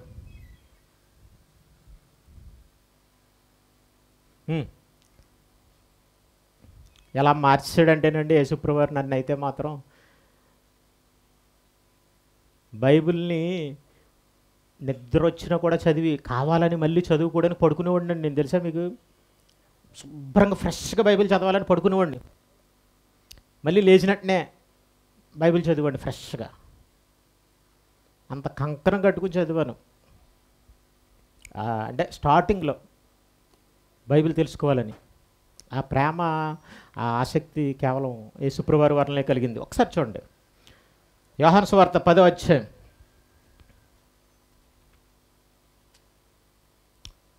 34వ వచనం. ఆయన తండ్రి గురించి ఆయన గురించి చెప్తుంటుంటే వాళ్ళు ఏమన్నారంటే వాళ్ళు ఏమంటున్నారంటే 33 నుంచి, అందుకు యూదులు నీవు మనుషుడివై ఉండి, పాయింట్ ఆలోచించండి, మనుషుడే కాదు ఆయన, రీజనే మనిషిని కాదంటే కుదరదు, శరీరంతో ఉన్నాడు, అందరిలాగే ఉన్నాడు, అందరిలాంటి శరీరం ధరించుకున్నాడని ఇక్కడ మైక్ ఎట్టండి అమ్మా, ఆయనే చెప్పడం మనకు తెలుసు కదండి, బైబిల్ కూడా చెప్పింది. నువ్వు మనుష్యుడు అయ్యుండి దేవుణ్ణని చెప్పుకునిచున్నావు. కానీ అంటే ఆయన దేవుణ్ణని చెప్పుకోలేదండి. అంటే దేవుని ఏమని చెప్పుకున్నాడో చెప్తున్నాడు. కనుక దేవదూషణ చేసినందుకే నిన్ను రాళ్లతో కొట్టుదుము కానీ మంచి క్రియ చేసినందుకు కాదని ఆయనతో చెప్పిరి. అందుకు యేసు అప్పుడు ఏమన్నాడంటే, నేను దేవుని కుమారుడిని చెప్పుకుంటున్నానని ఎక్కడుందంటే 35వ వచనం, లేఖనము నిరర్ధకము కానేరదు కదా, దేవుని వాక్యం ఎవరికి వచ్చినో వారే దైములని చెప్పిన యెడల దేవుని కుమారుడినని చెప్పినందుకు అని అన్నాడు. అంటే వాస్తవంగా ఆయన ఏమని చెప్పుకున్నాడంటే దేవుని కుమారుడినని చెప్పుకున్నాడు. అంటే దేవుని కుమారుడు అంటే ఏమవుతాడు? దేవుడు అవుతాడు. అంటే వాళ్ళు ఏమనుకున్నారంటే దేవుని కుమారుడా అంటే ఈయన దేవుడా, దేవునితో సమానుడా? ఎందుకంటే ఏ తండ్రికైనా బిడ్డ ఉంటే తండ్రి ఏమంటాడు, తక్కువగా చూస్తాడండి లేకపోతే ఎక్కువగా చూస్తాడా? ఎక్కువగానే చూస్తాడు, మెల్ల మీద ఎక్కించుకుంటాడు, భుజాల మీద ఎక్కించుకుంటాడు. మన పిల్లలు మనకంటే గొప్ప వాళ్ళు అవ్వాలనుకుంటామండి. ఏ తండ్రి కూడా తన పిల్లల్ని పనుల్లో చూడండి. మనమైనా కాస్తో కోస్తో మంచి బట్టలు వేసుకోకపోయినా, ఎలాంటి బట్టలు వేసుకోకపోయినా మన పిల్లలకి ఎలాంటి బట్టలు కొనాలనుకుంటాం చెప్పండి? ఇది అర్థం కావాలండి మనకు ఖచ్చితంగా. సో కాబట్టి ఆ రోజున వాళ్ళు బాగానే ఆలోచించారండి. ఒక విధంగా అయితే ఇక దేవుడు కుమారుడు కాదు, మామూలుగా కుమారులను తప్ప నిజమైన కుమారులను కాదు, నిజంగా కుమారులు ఉండరు, ఏదో మనుషులుగా ఆయన దేవుడిగా ఆయన పెద్దవాడిగా ఏదో కుమారుడు అని అనొచ్చు తప్ప నిజంగా కుమారుడు అని అనకూడదు అనేది వారి వాదన ఎక్కువ శాతం. అలాంటి వాళ్ళు కూడా ఇప్పుడు ఉన్నారు. కానీ బైబిల్ అయితే ఖచ్చితంగా చెప్తుంది ఆ అందరికీ ఆత్మలకు తండ్రి ఒక్కడే. అది ఎఫెసీయులకు రాసిన పత్రిక 6వ అధ్యాయం 4వ వచనంలో ఉంది. ఆయన అందరికీ తండ్రి అయిన దేవుడు, అందరిలోనూ వ్యాపించి అందరిలో ఉన్నాడు. అలాగే ఎబ్రిల్కి రాసిన పత్రికలో కూడా ఉంది. ఏమని అంటే శరీర సంబంధమైన తల్లిదండ్రులకు లోబడి ఉంటే అట్లయితే ఆత్మలకు తండ్రి అయిన వానికి మరీ ఎక్కువగా లోబడి బ్రతకవలను కదా అని. సో కాబట్టి ఇది శరీర బంధం ఎలాగో అది ఆత్మబంధం కుమారుడు అనేది. కాబట్టి ఏదో గౌరవంగా మనం అప్పుడప్పుడు పెద్దవాళ్ళని ఏమంటాం, తండ్రి గారు, తండ్రి సమానులు అన్నట్టుగా ఏమీ కాదు అది. ఇంకా చెప్పుకోవాలంటే శరీర బంధం అనేది అశాశ్వతమైనది, ఆత్మబంధం అనేది శాశ్వతమైనది. కాబట్టి ఆయన అలా చెప్పుకున్నాడు అనమాట. అప్పుడు ఏమంటున్నాడంటే నువ్వు దేవుడిని అని చెప్పుకుంటున్నావు, ఎందుకంటే దేవుని కుమారుడు అంటే వెనక ముందే ఉంది, ఏముందండి? ముందే ఉంది, దేవుడు ఉంది. దేవుని కుమారుడు అనే పదవిలోనే ఏముంది? ముందు దేవుడు ఉన్నది. ఇంకా కొత్తగా ఉండాల్సింది ఏమీ లేదు. పెళ్ళైన తర్వాత భార్యకి ఎవరింటి పేరు వస్తుంది? భర్త ఇంటి పేరు. మరి పిల్లలకే తండ్రి ఇంటి పేరే, పిల్లలకి మళ్ళీ కొత్త ఇంటి పేరు ఏమీ రాదు. ఇప్పుడు కాబట్టి మనం దేవుని పిల్లలు అయిపోయాం అనుకోండి, మనకి ఏం పేరు రావాలి? దేవుని పిల్లలు అన్నప్పుడు దేవుళ్ళు అనే సమాధానం వస్తుంది, మనిషి పిల్లలు అన్నప్పుడు మనుషులు అనే సమాధానం రావాలి. ఇప్పుడు మనం శరీరాల్లో ఉన్నాం కానీ మనం ఆత్మలో, ఆయనకైతే మనం దేవుని పిల్లలం, మనం ఆయన మన తండ్రిని ఆత్మగా మనం ఆలోచిస్తే మనకు ఆయన తండ్రి అవుతాడు. ఈ కనెక్షన్ లేదనుకోండి, ఆత్మ కనెక్షన్ నీకు అర్థం కాలేదనుకోండి, నువ్వు మనిషి కుమారుడివే, అది అర్థం కాదు మరి. కాబట్టి అప్పుడు చెప్తున్నాడండి, ఇప్పుడు యేసుప్రభువారు వేసాడండి ఆయన ఒక మాట, మనిషి దేవుడా కాదా అనే దానికి సమాధానం ఎవరు చెప్పారో తెలుసా? నేను కాదు చెప్పట్లేదు ఈరోజు, ఇది చాలామంది క్రైస్తవులే నమ్మరు. బైబిల్ పట్టుకుంటారు, యేసుప్రభుని ప్రభు అంటారు తప్ప ఆయన ఏం చెప్పాడో అది అర్థం కాదు. మూఢభక్తి. నమ్మితే నమ్మనివ్వండి, నమ్మకపోతే పోనివ్వండి. బైబిల్ మాత్రం నమ్మిన ఎవరైనా వాస్తవంగా బైబిల్లో ఏముందో అదే మాట్లాడాలి, అదే చెప్పాలి. ఎవరు నమ్మినా నమ్మకపోయినా నా పాలసీ అంతేనండి. రైట్, చూద్దాం 34వ వచనం. అందుకు యేసు, సరే తండ్రి అని దేవుణ్ణని నేను కుమారుణ్ణని చెప్పుకుంటే దేవునితో సమానం చేసేసుకున్నాను అనేసి మీరు భావిస్తున్నారు కదా. రైట్, సరే నన్ను తప్పు అంటున్నారు, మీరు నన్ను ఏం చేస్తున్నారు? తప్పు పట్టుకుంటున్నారు. ఓకే, అయితే నేనేదో కొత్తగా మాట్లాడుతున్నాను మీరు అంటున్నారు కదా. అయితే అందుకు యేసు, మీరు దైవములని నేనంటినని మీ ధర్మశాస్త్రంలో రాయబడి ఉండ లేదా అని అడిగాడు. లేదని చెప్పాలి కదా వాళ్ళు. లేదని చెప్పడానికి వాళ్ళు ఎక్కడ చెప్తారు? వాళ్ళు చూసారు, అది కూడా వాళ్ళకి ఏ భక్తి అనుకుంటున్నారు? అది మూఢభక్తి. యేసుప్రభువారి భాషలు ఆలోచించాలంటే గుడ్డు భక్తి. గుడ్డువానికి తోవ చూపిన గుంటలో పడుదురు అన్నాడు. కాబట్టి ఆయన మాటకు ఎవరో ఎదురు చెప్పలేదండి. మీరు దైవములని మీ ధర్మశాస్త్రంలో వ్రాయబడి ఉండలేదా? ఉందా లేదా నాకు అది చెప్పండి అన్నాడు. చూసారా, ఆయన ఏది ప్రామాణికంగా తీసుకున్నాడు? బైబిల్, దేవుని మాట ప్రామాణికంగా తీసుకున్నాడు. దాన్ని బట్టే మాట్లాడాడు. దాన్ని బట్టే ఆయన చెప్పే జ్ఞానాన్ని ఇంట్రొడ్యూస్ చేశాడు. అంతే తప్ప ఆయన ఏదో కొత్తగా ఏమీ చెప్పలేదు. దాన్ని అర్థం చేసుకోలేని దాన్ని, దానిలో దాగి ఉన్న సత్యమైనది బహులోతుగాను దూరంగా ఉందని ప్రసంగి గ్రంథంలోనే రాయబడి ఉంది, పాత నిబంధనలో. ఆ లోతుల్ని చెప్పాడండి యేసుప్రభువారు. తెలుసా, ఆ లోతుల్ని చెప్పగలిగే క్యాపబిలిటీ యేసుప్రభువారికి ఉందా లేదా? ఉందే. యేసుప్రభువారు అంటే ఎవరు అనుకుంటున్నారు? మొత్తం శాస్త్రులు పరిశీలన అందరినీ ఏం చేశాడు తెలుసా? భయపడేలా చేశాడు. మొత్తం ఆయన చుట్టూ ఎక్కడికే రాలేదు వాళ్ళు. శోధించేద్దాం, పట్టేసుకుందాం, ఏదో చేసేద్దాం అనుకుంటుంటే ఆయన ఏమన్నాడు తెలుసా? ఆయన ప్రశ్న వేస్తే అయ్య బాబాయ్ వీళ్ళకి గట్టిగా ఇచ్చాడు అని ఎవరి కాళ్ళు సైలెంట్ అయిపోయారు. మీ ధర్మశాస్త్రంలో వ్రాయబడి ఉండలేదా అని అన్నాడు. కానీ ఆ వ్రాయబడి ఉంది కదా మీరు దైవాలని అనలేదు. ఏం చెప్పాడండి, సూపర్ చెప్పాడండి యేసుప్రభువారు. ఇది ప్రపంచంలో ఎవడో కాదనలేడు. అంటారో అనరో చూద్దాం, పోనీ ఒకసారి చూడండి ఏమన్నాడు. ఎస్, బైబుల్, దేవుని మాట, లేఖనం మీరు దైవాలు అని అన్నాడంటే అది నిరర్థకం కాదు. ఏంటి అలా ఎలా అనేస్తారండి? దేవుడి పేరు మనిషికండి, ఎందుకంటే ఎట్టడం దేవదోషనండి అంటారా? అమాయకులారా, మీకు తెలియదురా? ఏంటి కింద చెప్తున్నాడు ఏమని? దేవుని వాక్యము ఎవరికి వచ్చెనో, దేవుని వాక్యము ఎవరికి వచ్చునో వారే దైవములు. మీరు దైవులు అంటే అందరూ దైవాలు అయిపోరు. దేవుని వాక్యాన్ని ఎవరు నేర్చుకున్నారో వారే దైవులు. అవుతారా? అవ్వరా? డాక్టర్ చదువుకుంటే డాక్టర్ అవుతాడా ఆవిడా? ఏమండి, ఎల్ఎల్బి చదువుకుంటే లాయర్ అవుతాడా ఆవిడా? అవుతాడు కదా. మరి దేవుని వాక్యం వస్తే, దేవుని వాక్యం అంటే అర్థం ఏంటి తెలుసా? దేవుని మాట. దేవుని మాట అంటే ఏంటి తెలుసా? దేవుని మనసులో ఉన్న మాట, దేవుని జ్ఞానంతో కూడిన మాట, దేవుని ఆలోచనలతో కూడిన మాట, దేవుని తత్వంతో కూడిన మాట. ఆయన ఇంటర్నల్, అంతరంగ పురుషుడు అనమాట. ఆయన వ్యక్తిత్వం. ఇప్పుడు మనం బయటికి మన మనుషులవే కావచ్చు, మన వ్యక్తిత్వం దొంగకు సంబంధించింది అనుకున్నప్పుడు మనం దొంగ అంటారు. క్యారెక్టర్ని కూడా వ్యక్తిత్వంతో మనం ఏం చేస్తాం? పోలుస్తాం. కాబట్టి ఇప్పుడు ఆయన మాటలు ఆయన తత్వానికి సంబంధించినవి. ఆ తత్వంలో ఆయన ఎవరంటే దేవుడు. ఆయన మాటలు వచ్చేసాయి. ఆయన మాటలు ఎవరికి వచ్చాయో వాళ్ళు నేర్చుకుంటే ఏమవుతారు చెప్పండి? వాళ్ళు కూడా దేవుళ్ళ మారిపోరా? అంటే దేవుళ్ళలాగా అన్నీ చేస్తేనే అని కాదండి. ఆయన తత్వం, ఆయన మనస్సు, ఆయన యాక్సెప్ట్ చేసావు కదా నువ్వు, అంతే. అప్పుడు దేవుని కుమారుడివి. దేవుని వాక్యం. మనం వెళ్ళి స్కూల్కి వెళ్ళి ఎందుకు ఏమవుదామని స్కూల్కి వెళ్ళి చదువుకుంటున్నాం? అడిగితే ఏమంటారంటే నేను పోలీసుని అవుదాం అనుకుంటున్నాను, నేను కలెక్టర్ అవుదాం అనుకుంటున్నాను. అందరూ పెద్దగా చెప్తారు. చివరికి ఇది ఏంటి అనుకుంటున్నారు? చివరికి ఏమి అవ్వలేరు. ఎందుకంటే సరిగ్గా చదవకపోతే ఏం అవ్వలేరు. నేను అదే చెప్తానబ్బా, మీరు అన్నారు కదా అని కాదు. సో కాబట్టి ఇప్పుడు చెప్పేశాను కదా అయిపోరు. వాక్యం రావాలి. వాక్యం ఎవరికి వచ్చినా వారే దైవములు.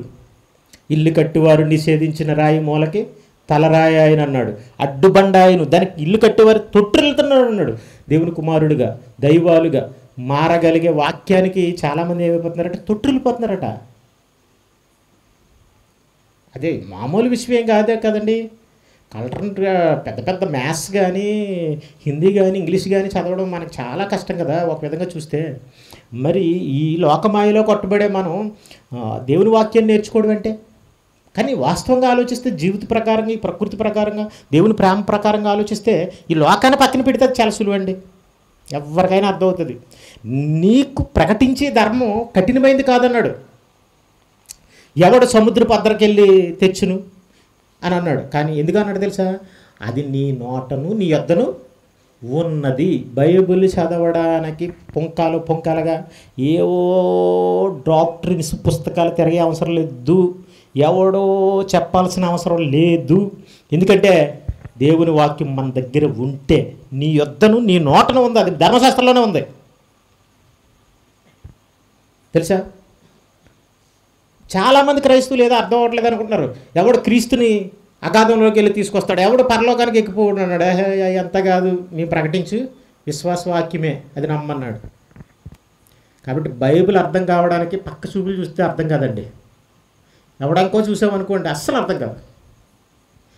స్ట్రైట్ అండ్ ఫార్వర్డ్గా నిదానమే ప్రధానం. మనం లారీ వెనకాల వెళ్తున్నాం అనుకోండి, వెనకాలకి ఏమైనా ఉంటుంది, నిదానమే ప్రధానం. అలాగా నీ కళ్ళతో నువ్వు బైబిల్ చదివితే నీకే అర్థమవుతుంది. ఇంకొకటి కళ్ళతో మనం ఏం చూసినా మనకి ఏమైనా కనపడతా? మనం ఏమైనా గుడ్డోళ్ళువా చెప్పండి? కళ్ళు ఉన్నవాడు ఇంకొకటి పట్టుకుని నువ్వు నా కళ్ళుతో చూడను నువ్వే చూసి చెప్పా అని అన్నాడు అనుకోండి, ఎంత విడ్డూరంగా ఉంటుంది. అలా ఉంది ఇప్పుడున్న ప్రజల తీరు. ఎవడో ఒకటి ఇలా సూట్ వేసుకున్నాడు, ఈడిగడ్డ గొప్పడు లేడు. 10 మంది వెనకాల ఉన్నారు అనుకోండి, ఈడిగడ్డ గొప్పడు లేడు. అంతేనా? ఏం కాదండి, నేను కేవలం మీకు నేర్పించడానికి, మీకు ఒక త్రోవ చూపించడానికి అంతే, మిమ్మల్ని ఆలోచింప చేయడానికి అంతే. ఎవడు తింటే ఆడికే ఆకలి తీరుతుంది. ఎవడికి రోగం వస్తే వాడు ట్యాబ్లెట్ వేసుకుంటేనే, ఏదే కానీ చేస్తేనే కానీ అర్థం కాదు, నేర్చుకోలేదు. దేవుని వాక్యం ఎవరికి వచ్చిన వారే దైవములు. ఎక్కడుందండి అది అని నేను చెప్పినప్పుడు దేవుని వాక్యం ఎలా నెరవేర్తగా అవుతుంది? మిమ్మల్నే దేవుడు దైవాలు అన్నప్పుడు, నేను దేవుని కుమారుని తండ్రి ప్రతిష్ఠ చేసి లోకానికి పంపిన వాడిని దేవదోషం చేస్తున్నారంటే ఎంత అమాయకులు మీరు! ఏం అర్థం చేసుకున్నారు? మీ గురించి మీకు అర్థం కాక అర్థం చేసుకుని, లేదా మీకు అర్థం చేయించడానికి చెప్తున్నా, నన్నే దేవదోషం చేస్తున్నావు అన్నారంటే ఒక్కసారి ఆలోచించండి. రాళ్ళతో కొట్టి మీరే దైవాలని చెప్తున్నాడు, నువ్వు దేవదోషం చేస్తున్నావు. రాళ్ళు పట్టుకుంటే మీరు దైవాలు దేవుని వాక్యం వస్తే అని చెప్పాడంటే, ఆయన దేవుని కుమారుడు అంటేనే వాళ్ళు ఒప్పుకోలేదు. కానీ ఆయన కుమారులు అని అనకుండా దైవాలు అనే మాట వేసాడు. తీసి కుమారుడు అని మాట్లాడుకుంటూ డైరెక్ట్గా మాట్లాడాడు. అబ్బా బాబాయ్, ఎంత ప్రయారిటీ ఇచ్చాడండి! అస్సలు ఎంతైనా మాకు వద్దంటున్నారు. అదంతా దేవుడి మీద ప్రేమే అంటే వాళ్ళు అనుకున్నారండి, వాళ్ళు ఫిక్స్ అయిపోయారు అంతే. అంతే తప్ప దేవుని మాటలు ఉన్నా కూడా నమ్మరు. దేవుని వాక్యం ఏది ఉంటుంది నమ్మాలంతే. నీ యుగ ఏంటి, నీ ఆలోచన ఏంటి, నీ తత్వం ఏంటి, దేవుని మాట ఎలా ఉంటే అలా నమ్మాల్సిందే ఖచ్చితంగా. ప్రామాణికంగా ఉన్నదాన్ని మొత్తం తీసుకోవాలి మనం. ఒకసారి చూడండి, ముగించేద్దామండి. నేను మాటతో చెప్పేస్తాను, ఆల్మోస్ట్ టైం ఎక్కువైపోయింది. కానీ ఏదేమైనా ఇది 2 రోజుల సభ కాదు, 3 రోజుల సభ కాదు, 1 రోజు సభే. కానీ అనుకున్న విషయానికి మనం పరిపూర్ణమైన న్యాయం చేయాలి. 82వ కీర్తన.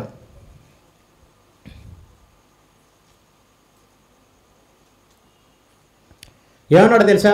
కానీ ఆయన ఏమన్నాడంటే, మీరు దైవములని ఎక్కడుంది మనకి? 82వ కీర్తన 6వ వచనంలో ఉంది. మీరందరూ దైవములని, మీరందరూ సర్వోన్నత కుమారులని నేనే సెలవిచ్చాను. దేవుడిని నేనే అన్నాను. ఇప్పుడు దేవుడు అన్నప్పుడు మనం అనుకోవడానికి తప్పే ఉందండి. వాక్యం వచ్చిన ఆయన అనుకుంటే తప్పేటి? దేవుని కుమారుడిని అని చెప్పుకుంటే తప్పేటి? ఇంకో విషయం చెప్పిన, దేవుని కుమారుడు అనేది ఎప్పుడు కన్ఫర్మ్ అవుతుందంటే, మన ఫైనల్ అవుతుందంటే మనం చనిపోయిన తర్వాతే. అవునా కాదా అన్నది. కానీ ఆయనకి ఎందుకు మరి ఆయన అంత డిక్లరేషన్గా మాట్లాడేశాడు స్ట్రైట్గా? అంటే ఆయనే పంపించాడు ఆయన్ని వాక్యం ఇచ్చి, తండ్రి ప్రతిష్ఠ చేసి ఈ లోకానికి అసలు ఆయనే వాక్యమట. ఆది యందు వాక్యం ఉండును, వాక్యము దేవుని యొద్ద ఉండును, వాక్యము దేవుడై ఉండును, ఆ వాక్యం కృపా సత్య సంపూర్ణుడిగా మన మధ్య నివసించును. ఇది యోహాను సువార్తలో మనకి కనిపిస్తుంది మొదటి అధ్యాయంలో.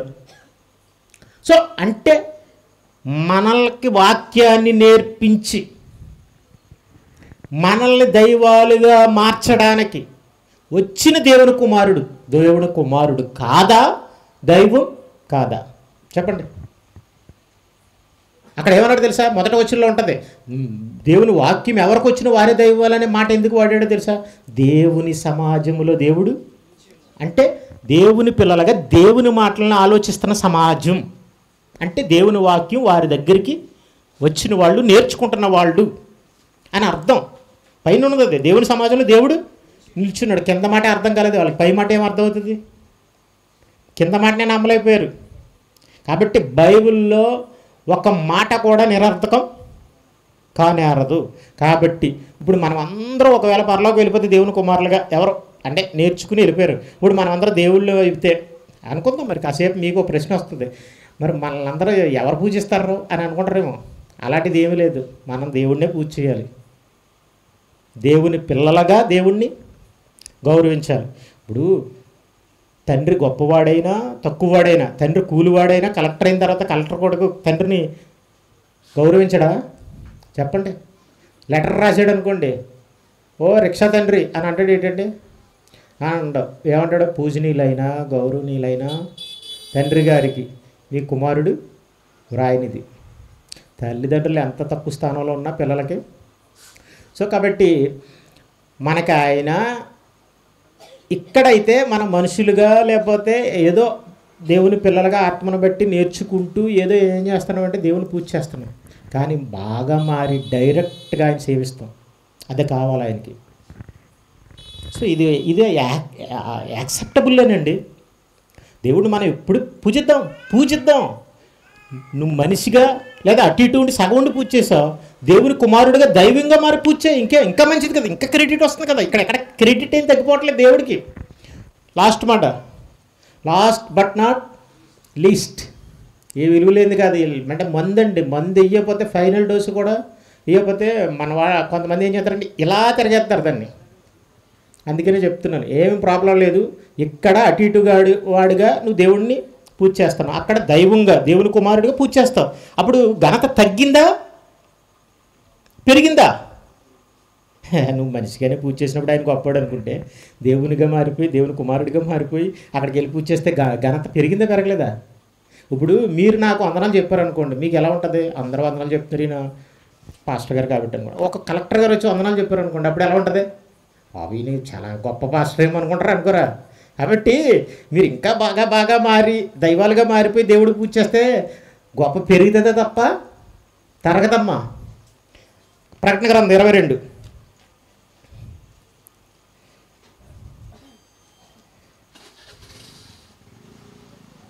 4వ వచనం.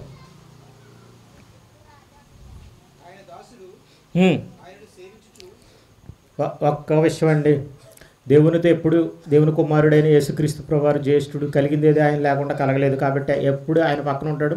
పరలోకి వెళ్ళిన తర్వాత మాత్రం ఇద్దరు కలిపి మనం పూజ చేస్తాం, ఆరాధిస్తాం. ఏం ప్రాబ్లం లేదు. అదంతా బైబిల్లో ఉంది, ప్రకటన గ్రంథంలో అది కూడా ఉంది.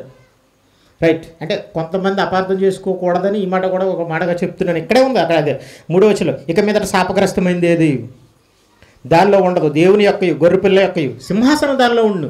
అంటే ఇద్దరు సింహాసనాల మీద ఉంటారు. అయితే ఆయన దాసులు, ఇప్పుడు మనం అక్కడికి వెళ్ళిపోయిన తర్వాత దేవుని కుమారులను అనేకులను మహిమకు తెచ్చిచుండగా అన్నాడు కదా. మరి దేవుని కుమారులు దైవాలు అయితే ఇప్పుడు మళ్ళీ అక్కడికి వెళ్ళిపోయిన తర్వాత దేవుని కుమారులు దేవుళ్ళు అయిన వాళ్ళు వీళ్ళు ఏమవుతున్నారు? మళ్ళీ దాసులు అంటున్నారు. ఏమంటున్నాడు? ఆయన సేవించచ్చు. అంటే సేవించడం విషయంలో, పూజించడం విషయంలో కూడా ఎప్పటిలాగే మనం చేస్తాం. ఎప్పట్లాగే అదే గౌరవంతో అదే రెస్పెక్ట్తో కుమారులుగా దాసులుగా ఆయన ఎప్పుడు మనం సేవిస్తాం. ఏం ప్రాబ్లం లేదు దైవాలుగా. అదే అంటున్నాడు, ముఖ దర్శనం చేయుచుందురు. అంటే నీకు దేవుని ముఖ దర్శనం చేసి సేవించే అవకాశం ఉండాలంటే హృదయ శుద్ధి గలవారు ధన్యులు. దేవుని వాక్యం నేర్చుకుని దేవుని కుమారులుగా దైవాలుగా అయిన వారు ధన్యులు. ఓకేనా? కాబట్టి మనిషి దేవుడా అంటే దేవుని వాక్యం నేర్చుకుంటే దేవుడు. ఇదేం చెప్తుంది? ఇది కీర్తనల గ్రంథంలో 82వ కీర్తనలో కీర్తన చెప్పింది, యేసుప్రభువారు చెప్పారు. స్టార్టింగ్ చెప్పుకుంటే ప్రకృతి కూడా మనకు దేవుని పిల్లలు కావాలని, ఇది కూడా ఒక న్యాయబద్ధంగా సహేతుకబద్ధంగా మనకి కనిపిస్తుంది. నమ్మితే నమ్మండి, నమ్మకపోతే మానేయండి. ఇది యేసుప్రభువారు చెప్పిన కొలమానం, బైబిల్ చెప్పిన అల్టిమేట్ సర్వ సత్యం. కేక్ కటింగ్ చేసుకుందాం, తర్వాత ముగింపు ప్రార్థన చేసుకుని సెలవు తీసుకుందాం.